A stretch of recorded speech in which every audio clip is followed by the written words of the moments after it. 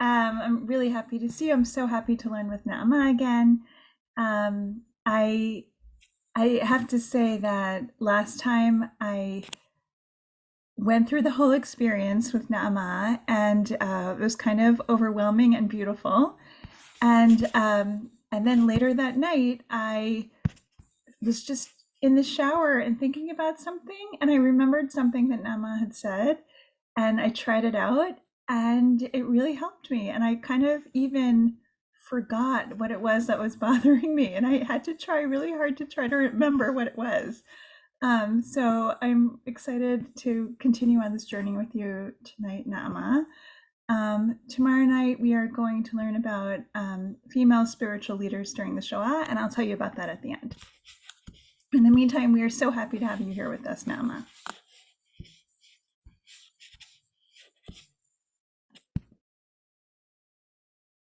Great, great, thank you. So hello, everyone. Really lovely to be here with you tonight. I am speaking to you from Berkeley, where surprisingly it rains in May. So this is the big sweater.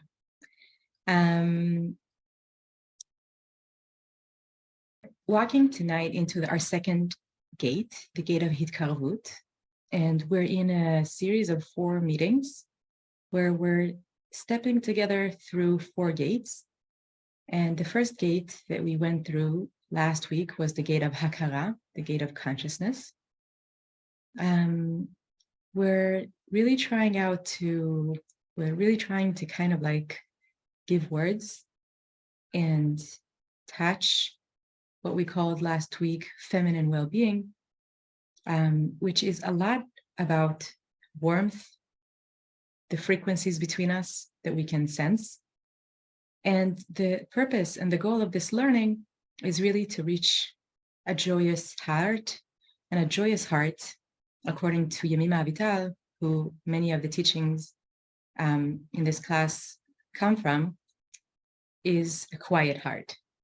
So we're going on in our journey, and before we're going to step into the second gate, and I really like that we're stepping into gates, because gates are like these liminal spaces where we're moving from one space to the next space, and they can be like very fascinating or interesting. They can be a little frightening sometimes. You don't know exactly what's on the other side, and they can come in all kinds of sizes. So before we're stepping into our second gate, I just want us to land a little bit. So let's start with just journaling about our very basic question: how am I today? What am I coming with into class today? So we'll just take 1 minute and journal. How am I doing today?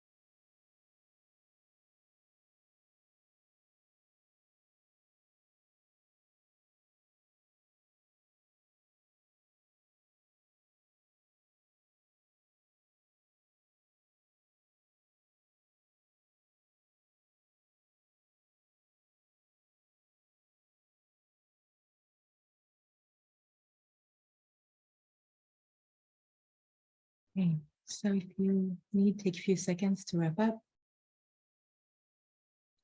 And as we enter this new gate, I wanted to just give us an opportunity. We said last week, and by the way, everything is recorded from last week, and you're welcome to go back to the class if you want to. But we said last week that we're really working with the assumption here that we are created, and that really has an importance in how we think about ourselves. And that also means that our life is curated for us and that we're seen.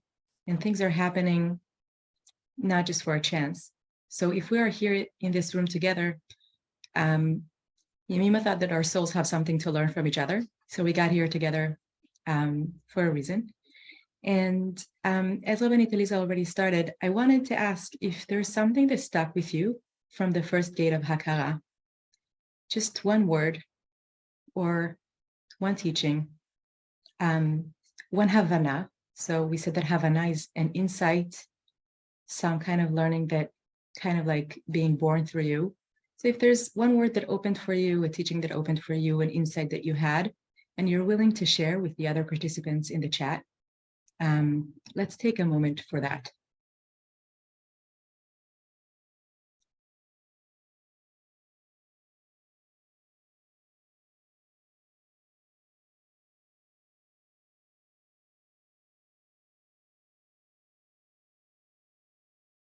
Okay, so Judy, thank you for starting us off. Softness. I thought about it all week. Softness and surrender. Sowing seeds is actively waiting to see growth. Right, the action of waiting. Flexibility.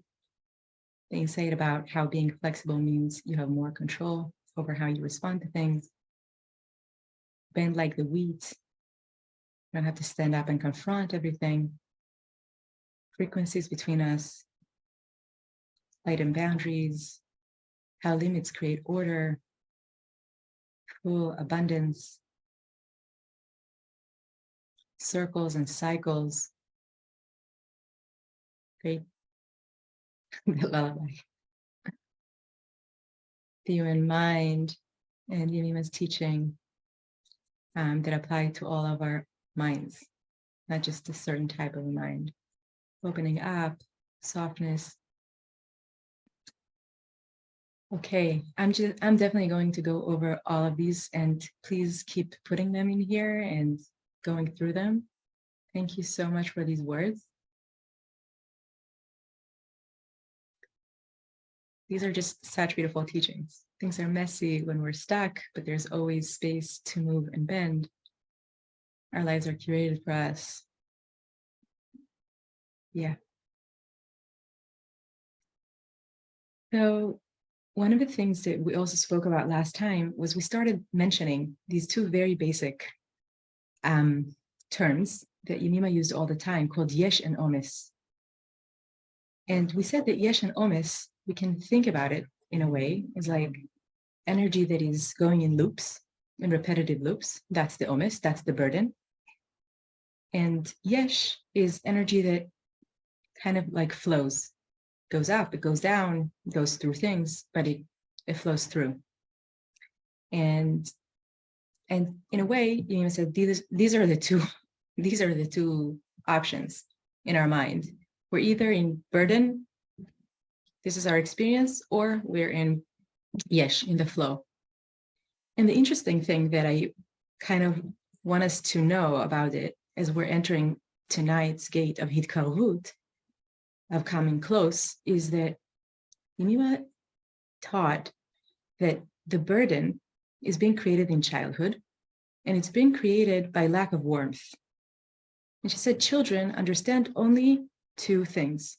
They understand warmth or non-warmth. It's not about the words that are being said. It's not about necessarily the situation. It's about the frequency of the words. So they kind of sense if it's warm or not warm. I think also adults, we sense if it's warm or not warm. But as we're children and we are a lot more dependent on others and a lot more vulnerable, when we sense non-warmth, we are creating strategies to help us protect ourselves because we feel very vulnerable.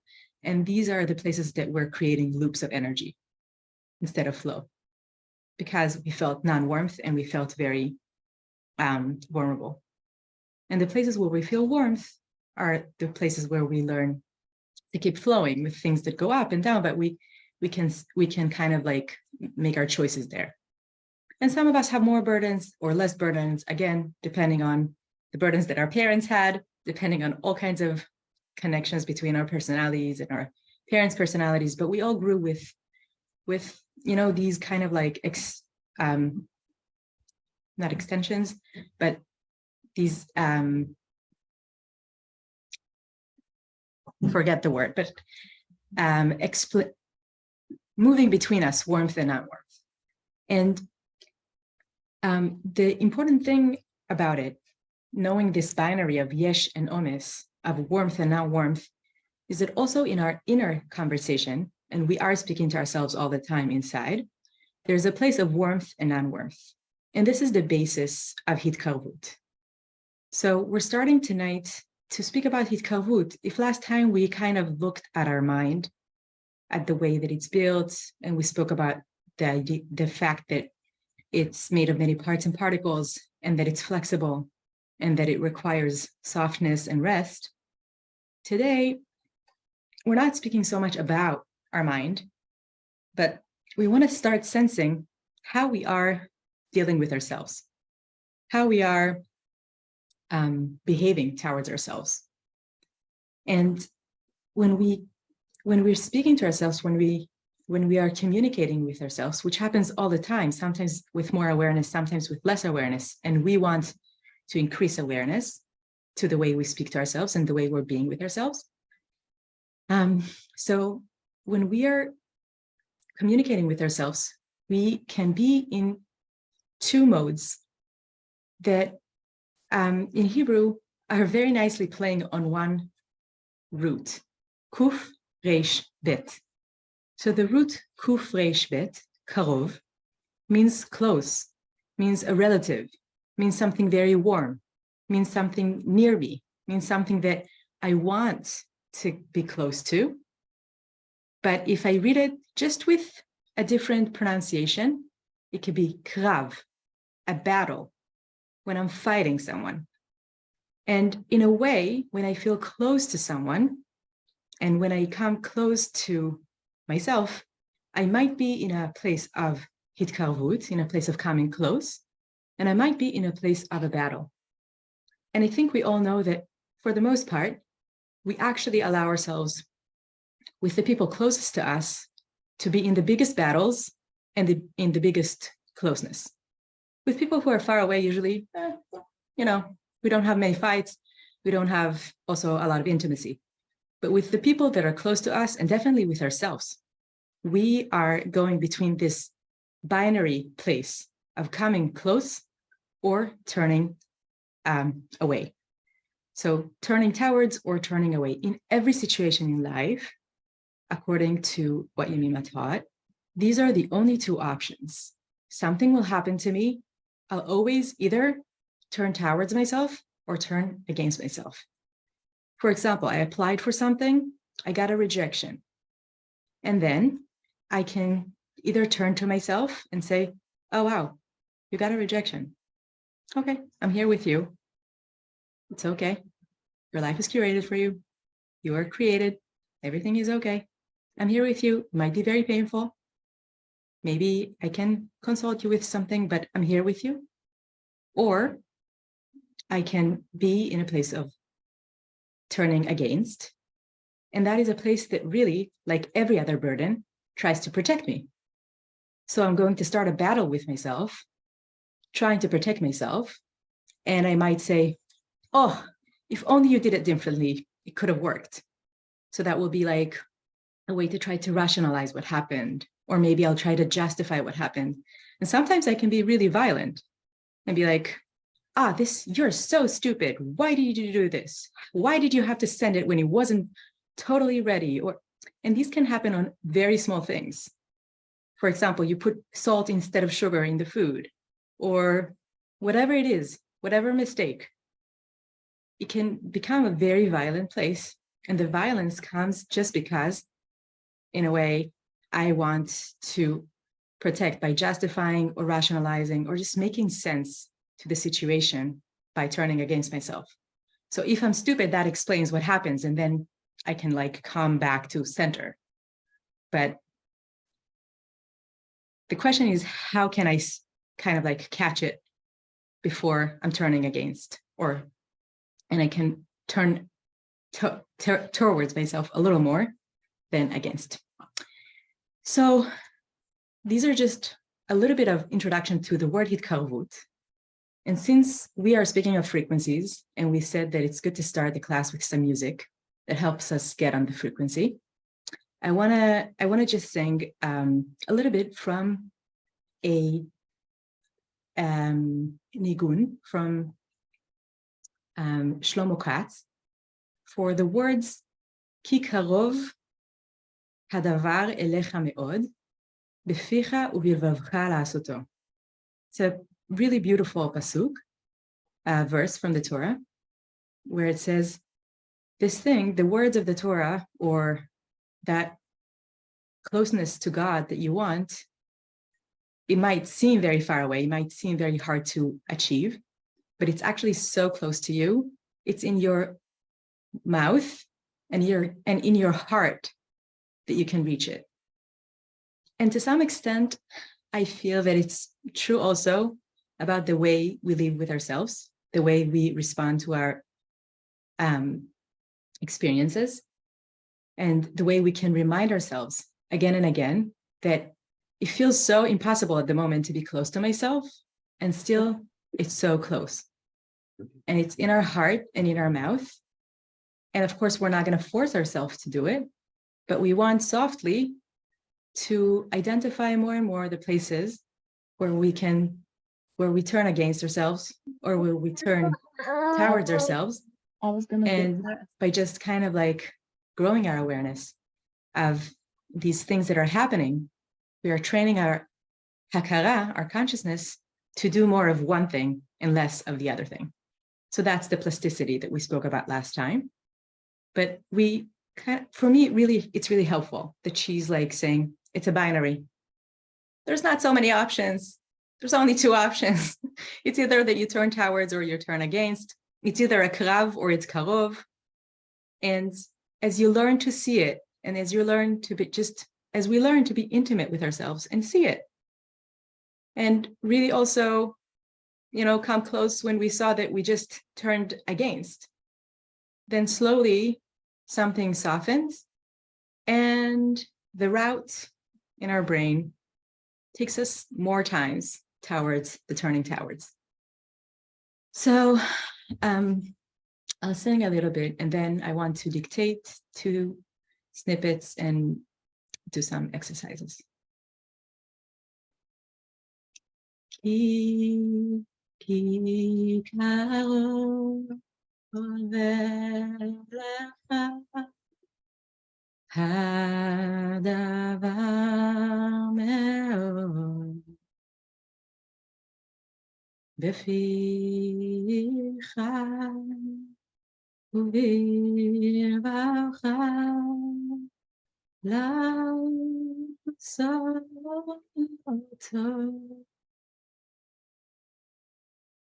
Ki karov elecha hadavar meod beficha ubilvavcha la'asoto.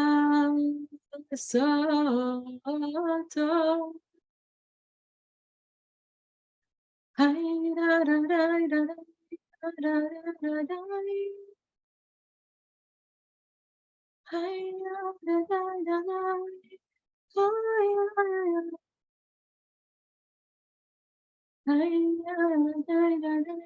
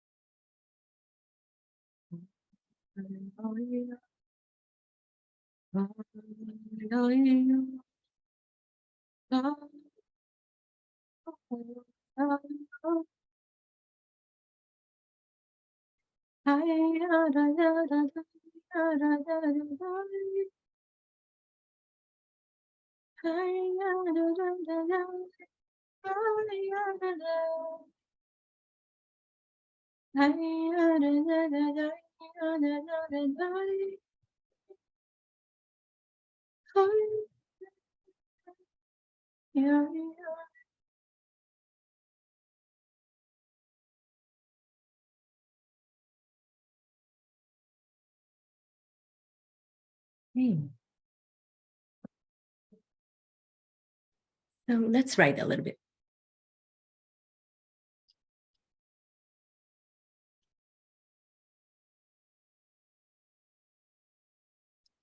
Self-acceptance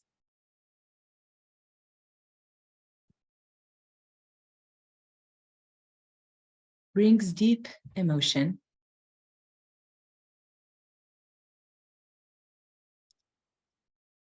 towards my being.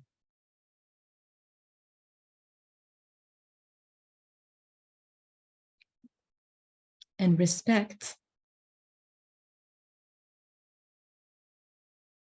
for my creation.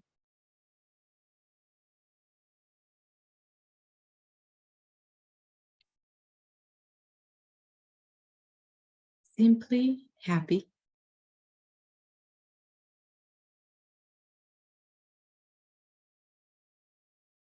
to have been created.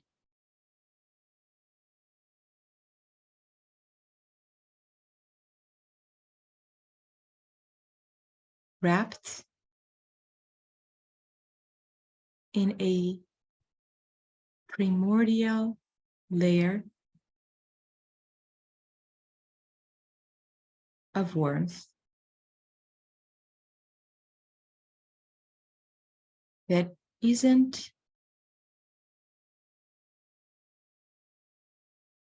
conditional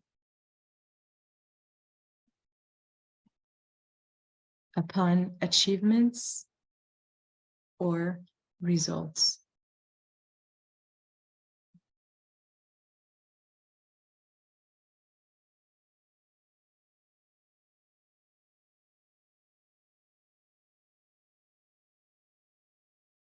And the second snippet, again from Yemima to Idit Shalev, to me, to you now. Just by the sheer will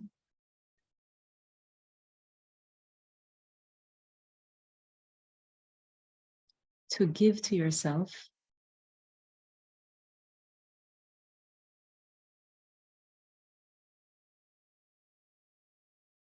you extinguish anger at yourself.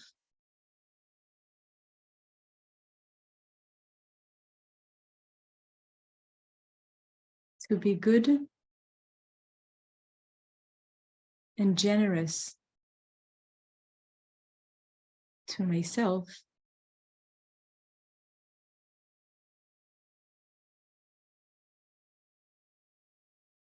is to avoid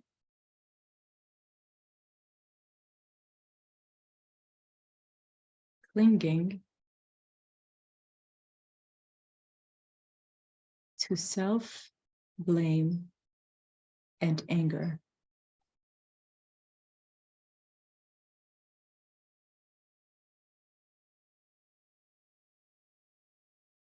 by not getting dragged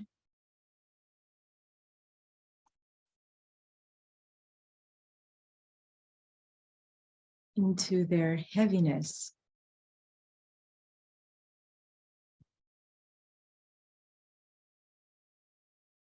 I create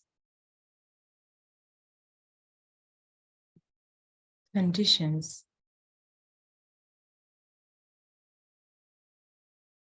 for self-building.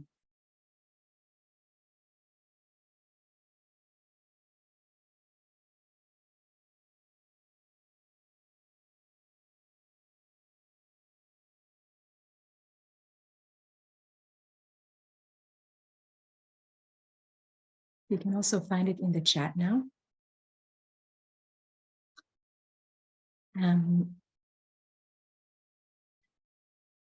So if you can please just echo back one word that speaks to you from these sentences, one phrase.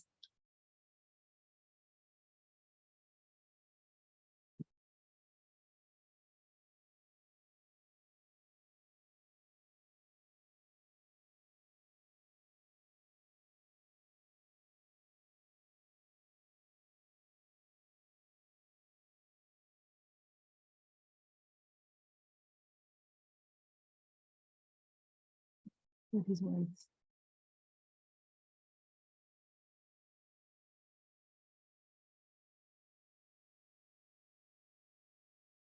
Yeah, Lisa wrote, I heard it as a primordial layer of worth, not warmth. And I think that's one of the beauties of oral learning, because the mistakes are usually great midrashim of this is what you needed to hear.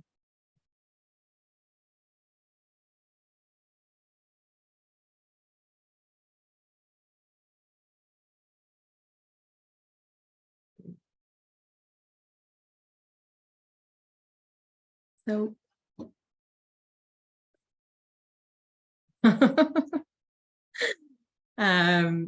we're going to go now into breakout rooms where we're going to have 3 or 4 other people with us for about 3 minutes. And in the breakout room, what I want you to do is to share with the others one of the words that opened up for you, or the phrases that opened up for you, and or to share, if you feel comfortable, what are situations where you feel like you're more easily coming close to yourself, and what are situations that you're feeling more easily that you're turning against yourself, and what do you do in these situations? So I'm repeating 2 options for sharing in the room. And remember that if you got in the room with these 2 or 3 other people, they're meant to be there with you, and I'm sure you have beautiful wisdom for each other. And 2 options of sharing. One, you can just share one word or phrase that kind of opened up for you in these first dictations. And a second is sharing about the binary feeling of coming, either turning towards or turning against myself. What are situations where I feel I'm more easily turning towards myself? What are situations where I feel more easily turning against myself? And what kind of like little things do I do in these situations to help me turn towards? Or thoughts or things I want to do when to turn towards. So we're going to go into the breakout room to have a little bit of time to kind of process and talk to each other, and we'll see you back here in 3 minutes.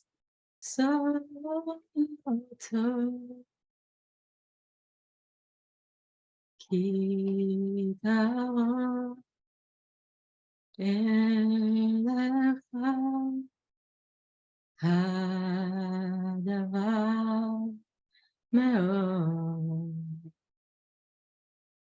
בפיך ובלבבך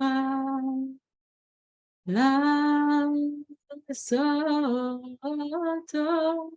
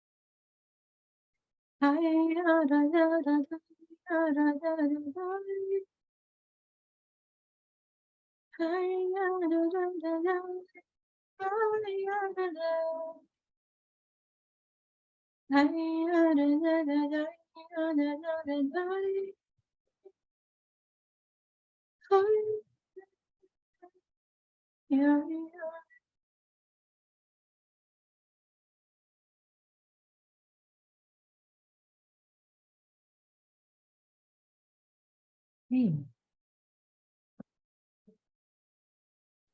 So let's write a little bit.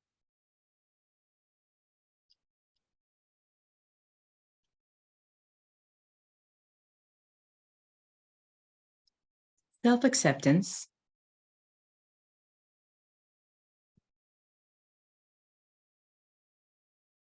brings deep emotion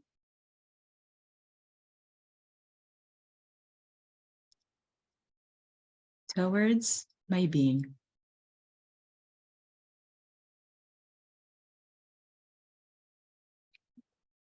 And respect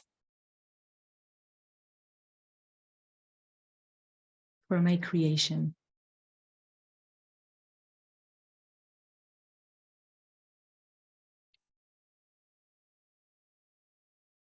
Simply happy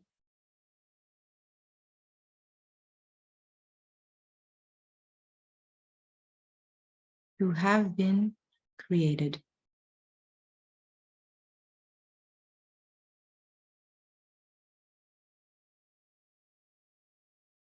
Wrapped in a primordial layer of warmth that isn't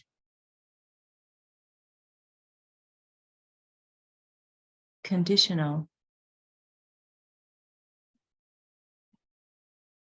upon achievements or results.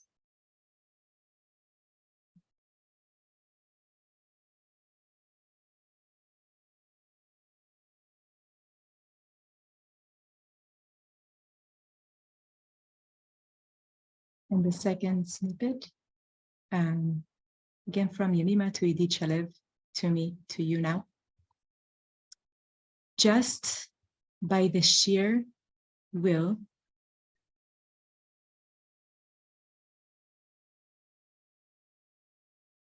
to give to yourself,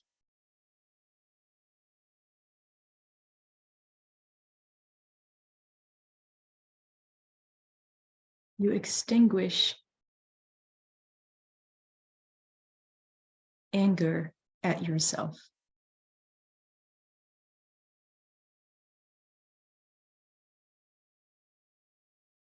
To be good and generous to myself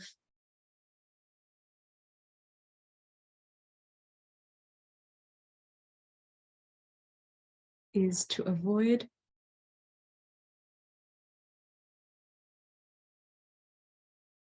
clinging to self-blame and anger.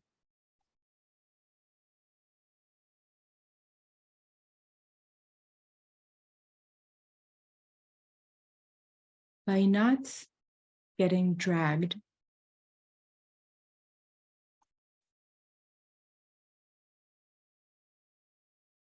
into their heaviness,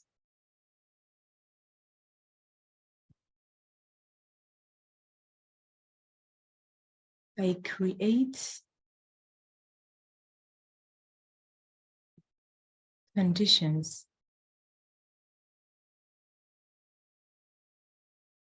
for self-building.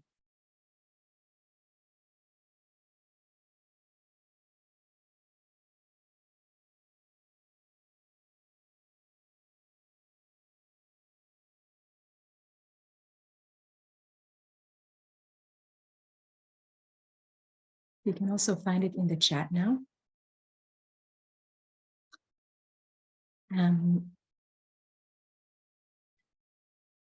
So if you can please just echo back one word that speaks to you from these sentences, one phrase.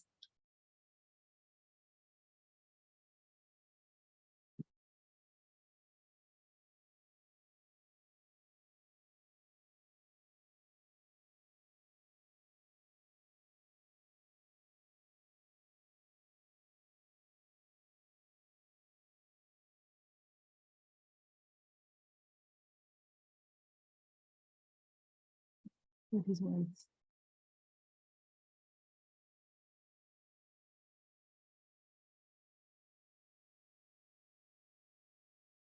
Yeah, Lisa wrote, I heard it as a primordial layer of worth, not warmth. And I think that's one of the beauties of oral learning, because the mistakes are usually great midrashim of this is what you needed to hear.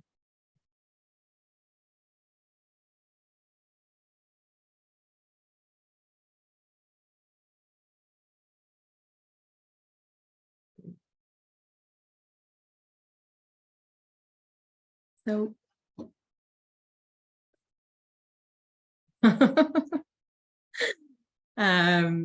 we're going to go now into breakout rooms where we're going to have 3 or 4 other people with us for about 3 minutes.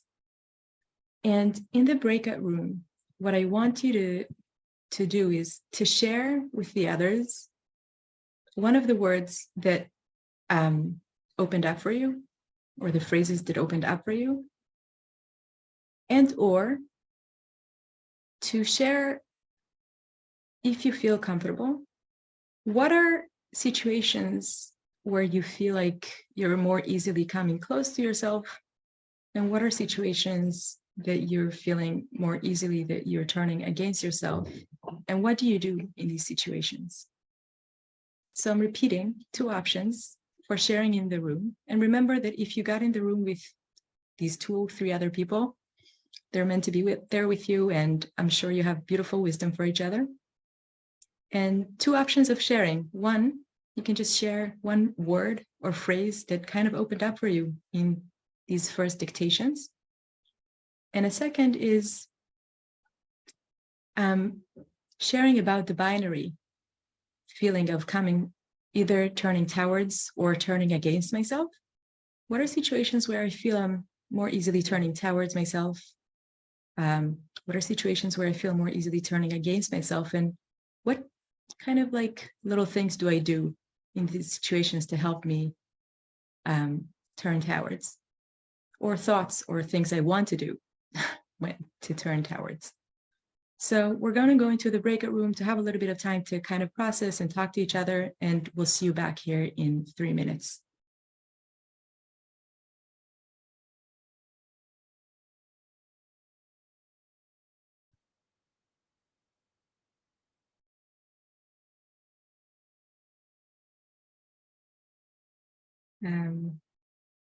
We hope you had a lovely time in the breakout rooms. I just wonder if you can put quickly in the chat, like, I don't know, just like let us know a little bit, how was it for you to be there? And you can either put it for everyone or just like in a private message to Arya and me. I mean, for me, just feels like when I speak to other people, it really clarifies my own thoughts, and I'm really learning a lot from other people. But I know that it can also be a little bit embarrassing or a little hard. Okay, great, thank you. All right. Okay. Great. We're going to have a longer one later.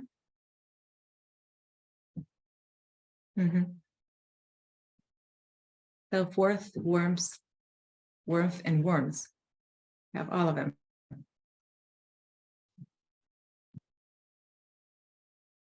Yeah.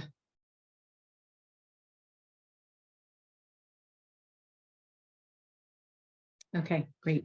Thank you so much.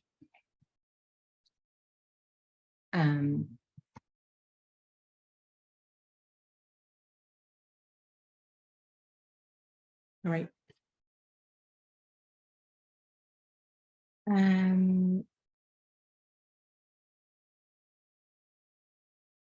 So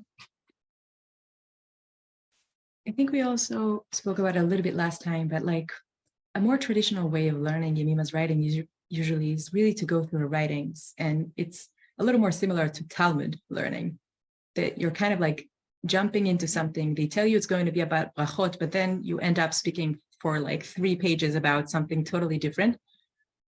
It's very associative. It's kind of like you're going with some kind of flow.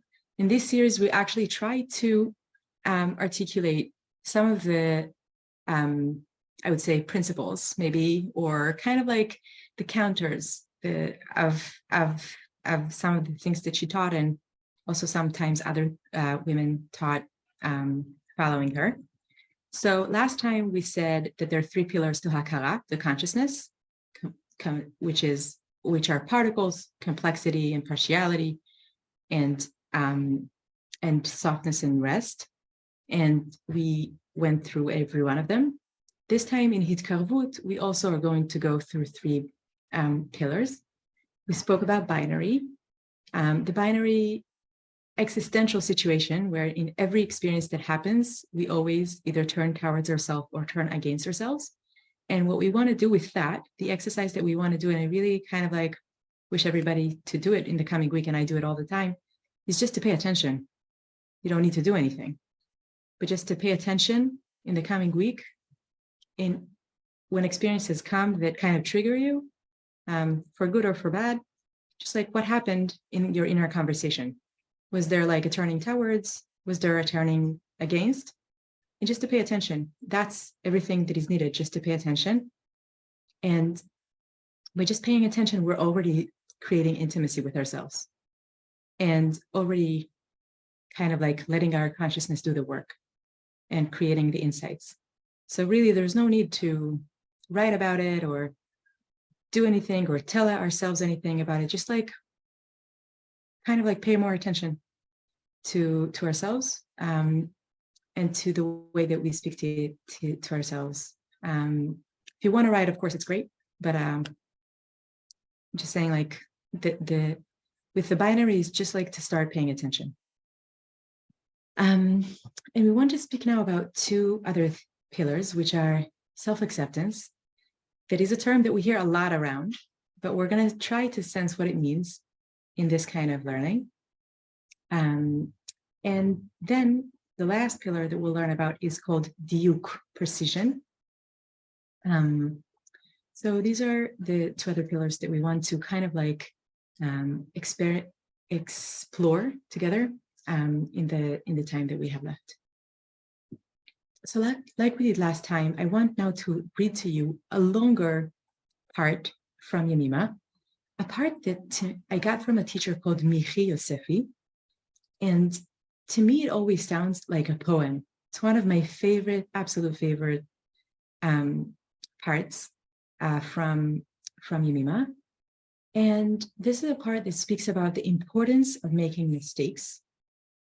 I'm not going to read it slow enough for dictation, but I do want, I'm going to read it twice, and I do want you to try to see which words open up for you, which words speak to you, and kind of just write in your journal whatever you hear, whatever you catch, and then we're going to talk about it a little bit.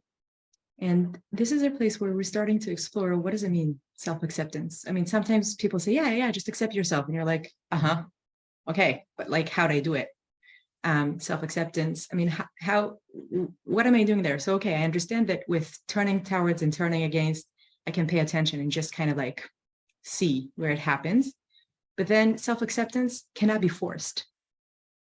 And we can repeat it again and again. Yemima said, En kfiya baruchani. There's no forcing in the spiritual. There's no forcing in the emotional. You can't force. You can't force yourself to be happy. You can't force yourself. There are definitely steps that we can take. And that's what Diuk will teach us. But there's no forcing. And the first part is really in self-acceptance is to learn, how do we let go of these trying to force ourselves to accept ourselves? And what are kind of few things that we can do there? So I'm starting to read. I'm going to read it twice. And as usual, would love to hear what echoes with you. What do we hear from it here in this room, in this day, in this time? And we'll go from there. She stops straining. So from today, you stop trying so hard. Don't strain. And don't justify your inner work, melacha, to anyone. Act to your ability and make many errors. And even if you have faulted, you are allowed to make mistakes, and as many as you want. Today, you will turn, God willing. From today on, whenever you turn your attention, you don't check if it contradicts you or approves you. They can agree or not. Your right to exist precedes all. I'm repeating. Just for those who speak Hebrew, I'll just say that the name of this chelek in Hebrew is mafsika litametz. Stop making efforts, you can also call it. But it's not a commandment. It's just like a description. She just stops making efforts. So we're speaking here about emotional efforts. And I'm going to read it again. And these are just parts of a longer conversation. And just to explain that a lot of these teachings are just conversations between Yemima and her students. And this specific conversation is part of a conversation when someone came and complained about something with her husband.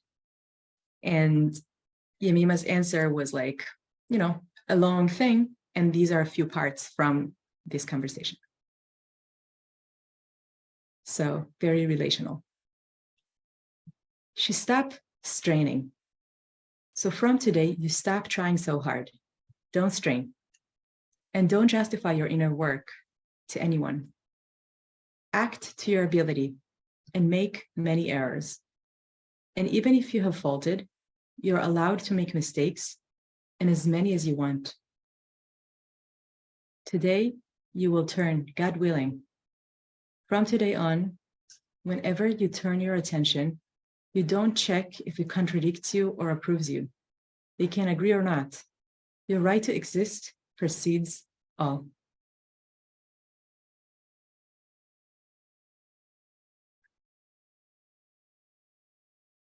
So please take a minute or two with the text, whatever you wrote down, and just echo back to us. What is it that you hear here?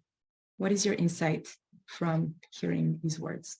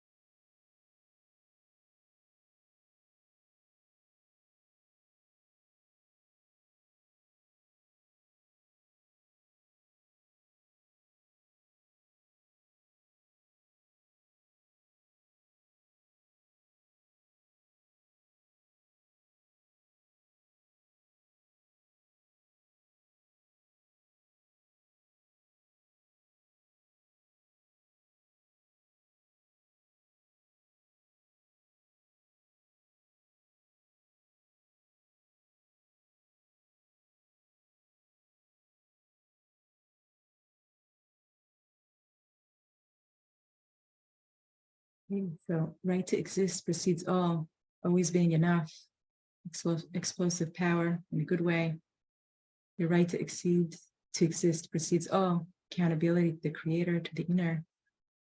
Turning, straining is the burden, noticing what is allows the flow. Stop straining. Right to exist precedes all. Thinking of the strong wheat just bending. Stop trying so hard to justify inner work. The right to exist precedes all, not straining or justifying equals being. The right to exist, okay to make mistakes, and lots of mistakes. It's important to make mistakes, even. You're working too hard. Right to exist preceding everything. Quiet your mind and accept yourself. Don't strain, try so hard. Things flow naturally. Being on your own journey, it encompasses, not in justification. Journeying, don't need to eliminate contradicting or approval.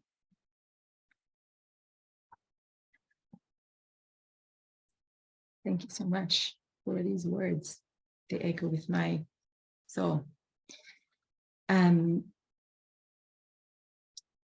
Yeah, I think our world is changing already, but I think that definitely in the world I grew up in, and definitely in many places in my world still, we're learning very strongly not to make mistakes.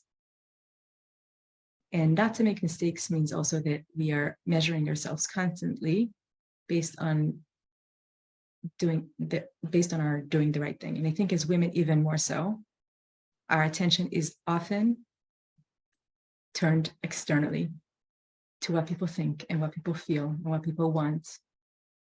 And that's not a bad thing. It's a wonderful thing. But the question is, does that attention that is external defines my responses? Or am I able to be attentive and separate myself from other people at the same time? Making mistakes means that I'm not all the time tense. That's what I hear here. It means that I'm turning my attention inside and trying to see what's the right thing for me to do. And I'm willing to make mistakes. And I'm allowed to make mistakes, and as many as I want. Here I am giving you Yemima's words and allowing you to make mistakes, and as many as you want. And you have to know that it has prices, because I shared it also with my family. And then whenever my husband makes mistakes, he says to me, I'm allowed to make mistakes, and as many as I want. So it will go back to you, but it's great. It reminds you too that you are allowed to make mistakes, and as many as you want, because as one of you wrote, this means I'm allowing myself to journey. This means I'm on the flow. On the flow, there's ups and downs, but I'm not in a repetitive loop trying to keep it safe all the time. If I am trying to avoid mistakes, to some extent, I am rejecting myself a lot of the time, because I'm in a loop trying to all the time make sure that I'm okay. And that is an attention that is going out a lot to make sure that I'm not making mistakes and that I am comparing to everything that I'm supposed to be, and listening out to what people will think and what people will say. And that pleasing definitely often doesn't please other people, definitely doesn't please me. So one of the first places of self-acceptance is accept that I'm going to make mistakes, many mistakes, and then I'm still going to be safe when I'm making these mistakes.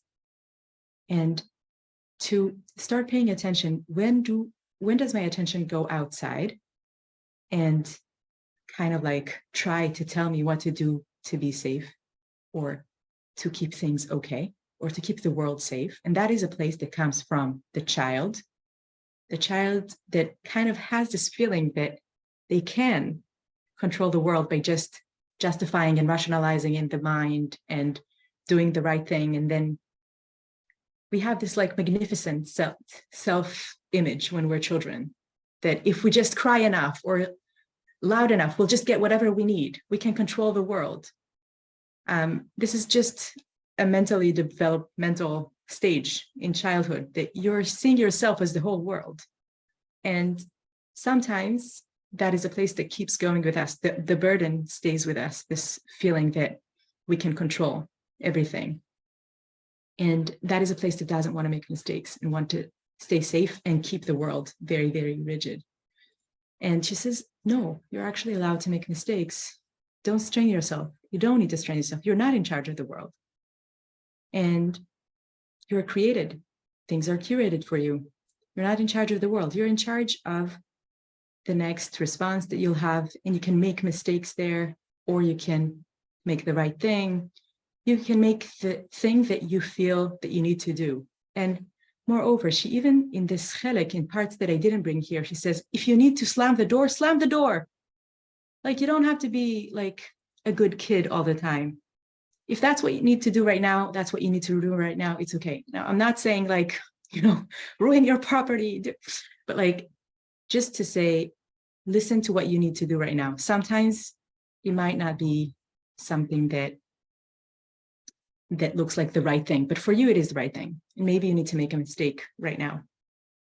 One other thing that kind of came to my mind as I was thinking about it, I'm not a big sports person, but some people around me really love sports. And you know that there was a big game this week of the Warriors basketball. I heard the coach speaking about the game, and there was this like amazing player that shot 50 points out of 120 in the game. Again, I am not like a big fan of basketball, but apparently it's a really big deal to shoot 50 points out of 120.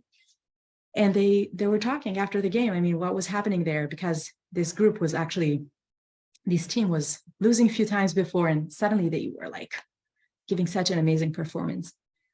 And the coach said, I spoke to them before the game, and I said to them, at the moment, you think just about the position that you're at right now. Don't think about this big goal in the end to win and to like get it right. You're just thinking about your position right now. So they missed a lot of shots, but they also shot a lot of shots. And it kind of reminded me this idea of Yemima, of like, make many mistakes. You are where you are. You can't know where you'll be in like, many hours or many days from now. You are where you are. And this place at the moment is curated for you. And at this place, you're making your response. And you're listening in and what you need to do. And even if you need to be with your burden right now, then that's where you are. And stop straining yourself. You don't have to plan all the long list of things that strains you to kind of like make sure that you're doing the right thing. You don't have to try so hard. Emotionally, you don't have to justify yourself to anyone. Your right to exist precedes all. You have the right to exist, even if you make mistakes all the time, even if you made mistakes 20 years of your life. The right to exist precedes all. The journey is valuable. The soul is still doing things. You don't need anyone to approve you. Your soul is there. So, self-acceptance, the way I understand it, from Yemima, is this place where I'm willing to be with myself. Softly, not forcing it. I'm willing to be with myself where I'm at now. I'm trying to turn my attention in as many times as I need. I'm also willing to make mistakes. I'm on the journey. I believe I have a soul. My right to exist precedes all. And sometimes situations can be pretty intense. And because of time, I didn't bring another part of her writings, but I want to mention another part of her writings. There's a part that Yemima taught women that were about to give birth.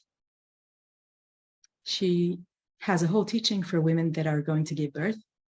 I teach this part many times. It's beautiful.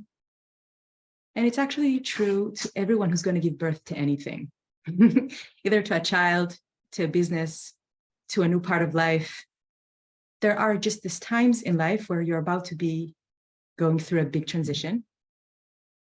something's going to come through you.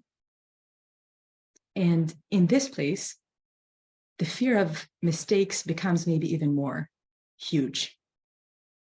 And very easily, you can get into a place where you're like against yourself. And Yemima talks there to the woman who is about to give birth. And she tells her, all the time, come close to yourself. All the time, come close to yourself. Remember that you're going forward. You're not going back. You really can't go back, but you will want to go back. And you go forward. And every time you feel like you want to go back, that will be a place of turning away from yourself and just softly come closer to yourself. Know that you can do it. If it came to you, you can do it. And I read this chelek. I was learning it with a group of women, and I was about to do my first. I hired my friends to do the floral arrangements for their wedding, and I went to the San Francisco flower market to get the flowers. Wasn't exactly birth, but I was there. The wedding was that afternoon. I needed to get the flowers, and I was just walking in the market saying to myself, what did I do? Why am I doing this to myself? I can't do it. This is too much. I'm not going to do it well enough. And the kind of loop started really running in my head.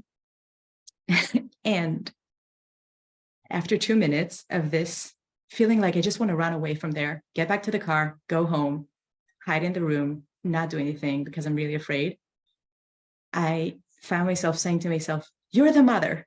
You can go forward. Come closer. Come softer. You can do it. You're here. They're getting married. You need to do it.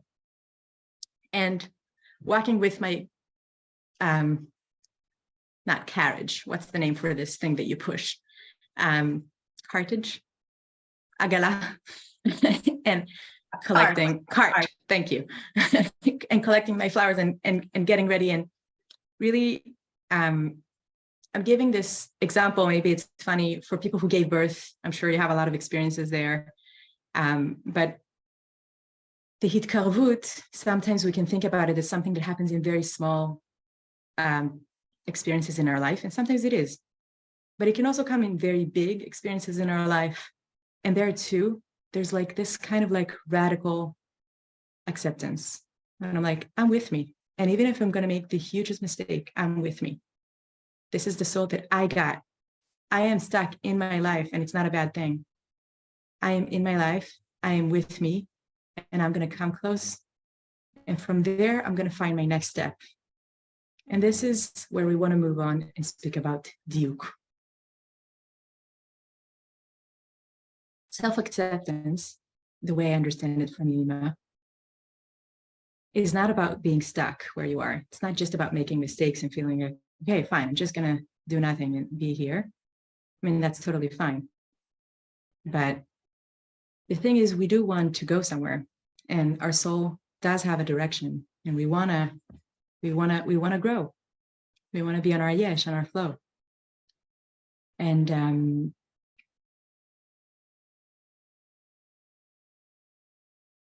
in that place, Yemima teaches a term called diuk.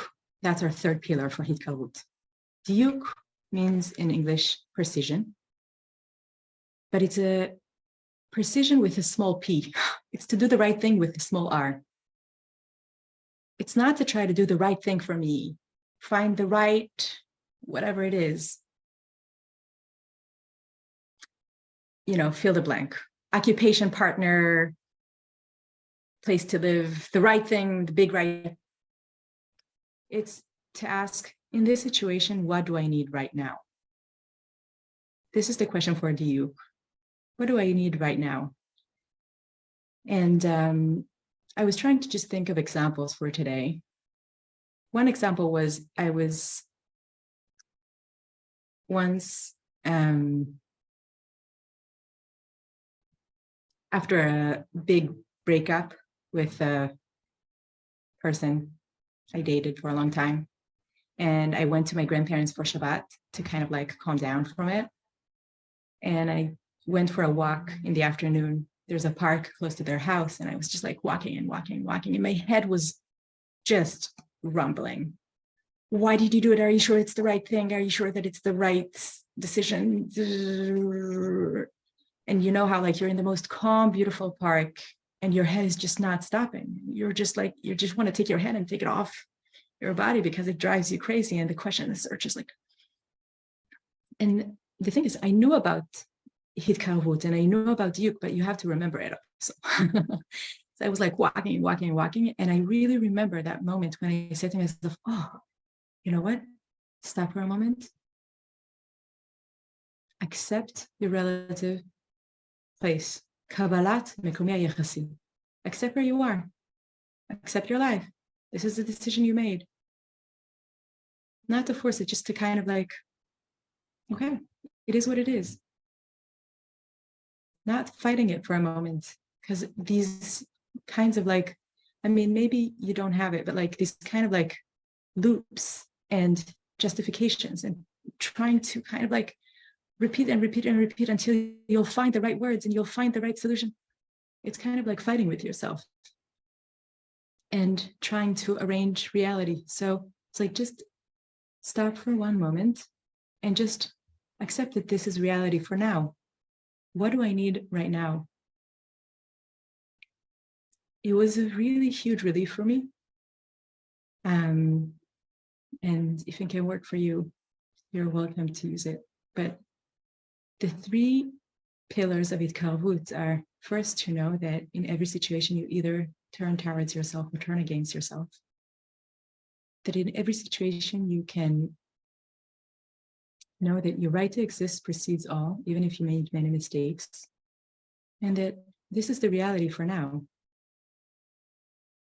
Rabbi Nachman of Breslov calls it, he says, to be happy doesn't mean that you need to be smiling all the time, but it means that there's like the circles of people who dance. You don't look at them from the outside and analyze them and identifies. You don't look at your experiences from the outside and analyze it and identifies it and categorize it and rationalize it. You jump into the circle, you hold hands with your experience and you move around.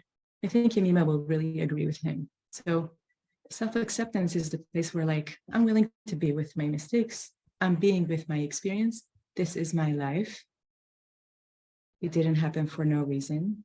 If I made a mistake, it wasn't for no reason. And I'm with it because I am here. And from here, I can ask, what do I need now? What's the precise thing I need to do right now? And I'm building my life from many little pearls. I don't need to know everything right now. I need to know just the tiny cycle that I'm in right now.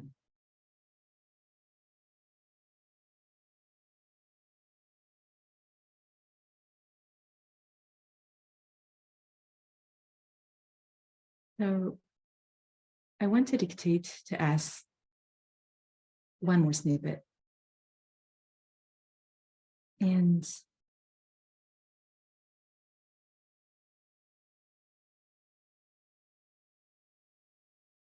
then we'll just collect in the chat. I thought we'll have more time for breakout rooms, but I see that our time is almost done. But I would be more than happy to stay and chat with everyone who wants 15 minutes after we're done. So we'll have our own breakout room to speak about Hitkarvut. And for now, let's write a little bit. So I'm dictating. This part is from Yemima, was given to Idit Shalev, and was given to me. Now I give it to you. She who accepts herself truly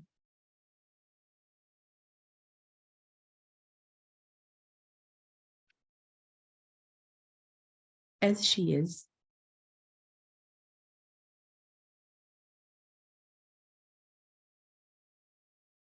always feels that she belongs.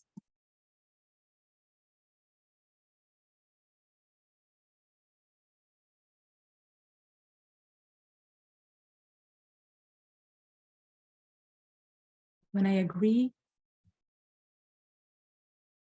to my strengths and weaknesses,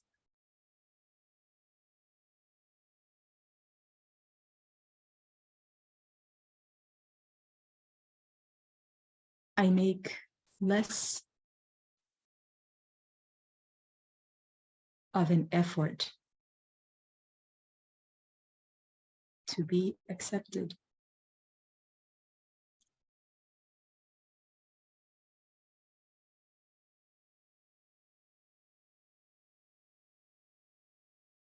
I essentially have the role.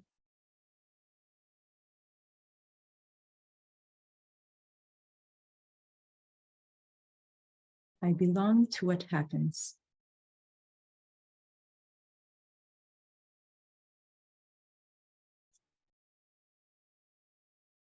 I give up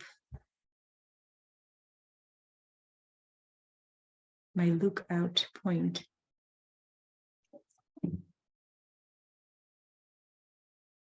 and step in.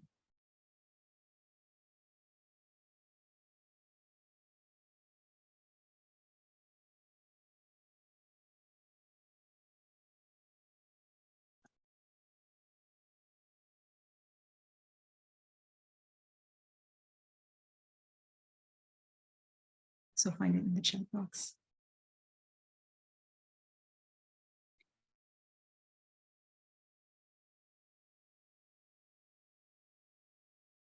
Let's take a minute with these words, see what speaks to us,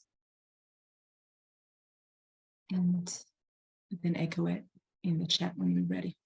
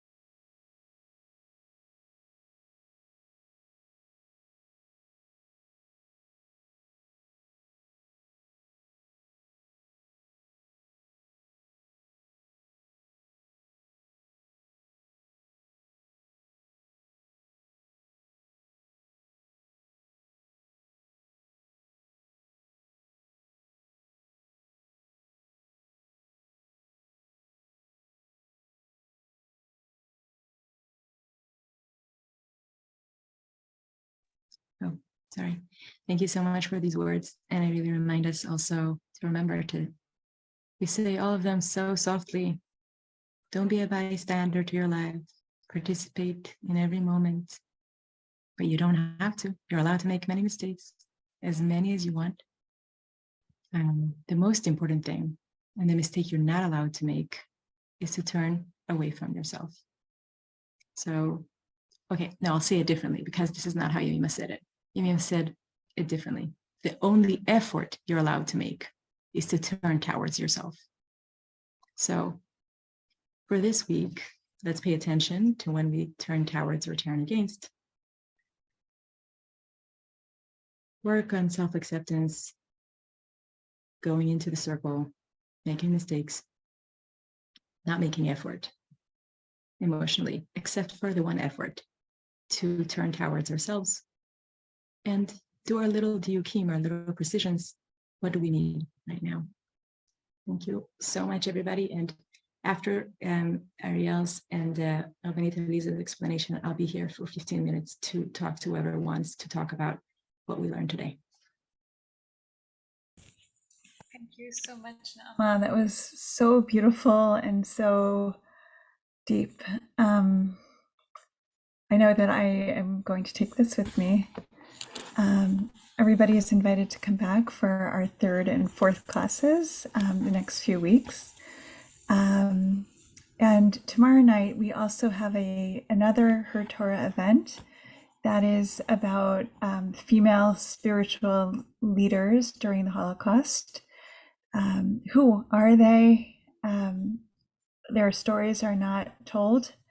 And so we really are trying to tell them tomorrow night. We're going to have Rabbi Sandy Eisenberg Sasso, who happens to be the first female Reconstructionist rabbi, speaking about Rabbiner Regina Jonas, who was perhaps the first female modern rabbi. And she became a rabbi in interwar Europe. And then she ministered to Jews in Theresienstadt, and she was killed in Auschwitz. Rebbetzin Sipora Weinberg is going to talk about her research into the women of the Telz ghetto when all the men were deported and it was just 500 women and children and 2 men, and what they did during that time. And then I'm going to talk about Sila Orlean Sorotskin, who is known as an angel in Auschwitz and saved many, many Jews, and was a student of Sarah Schneer, the founder of Beis Yaakov. So I hope that you'll join us again tomorrow, and we'll learn about these amazing women whose stories need to be told.